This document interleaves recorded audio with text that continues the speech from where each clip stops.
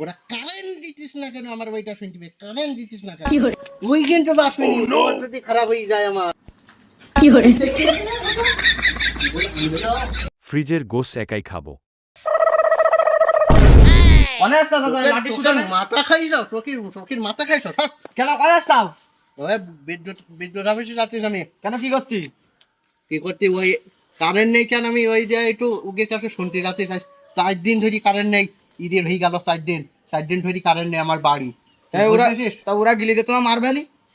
মারবে কি জন্য আমি ওদের মাথা ফাটাই যাচ্ছি ধরিস আমার ওরে পরে পুলিশ কাছে। মুলিশ ধরি মারবে নি পুলিশের আমি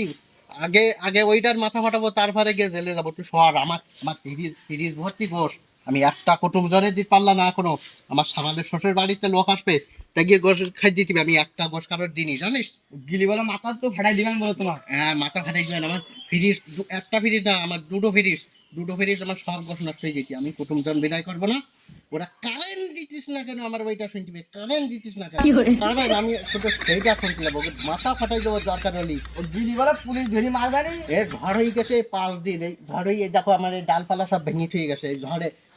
এই ঝড় 5 দিন হয়ে গেছে গাছের ডালপালা শুকিয়ে গেল ওকে লাইন ঠিক করা হচ্ছে না এই যে খবর আছে তুই সরিয়ে যা বাপু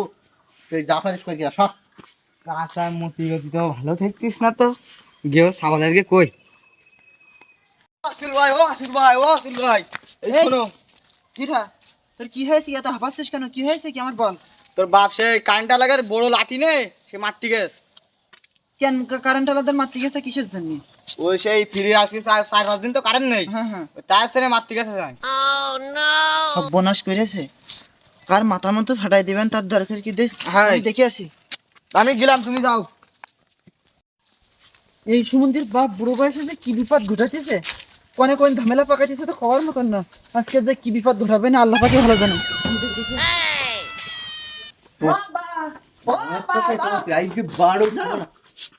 তোমার সমস্যা কি আমাকে বলো দিনে তুমি এই বুড়ো বয়সে এখন তুমি কোনে যাচ্ছ বিদ্যুৎ অফিসের লোকেদের মারতে তোমার সমস্যা কি তুমি এখন এই বুড়ো বয়সে তুমি পারবা নাকি তুই করেছিলি এতক্ষণ তোর তো খুলতি না আমি সেই দিনই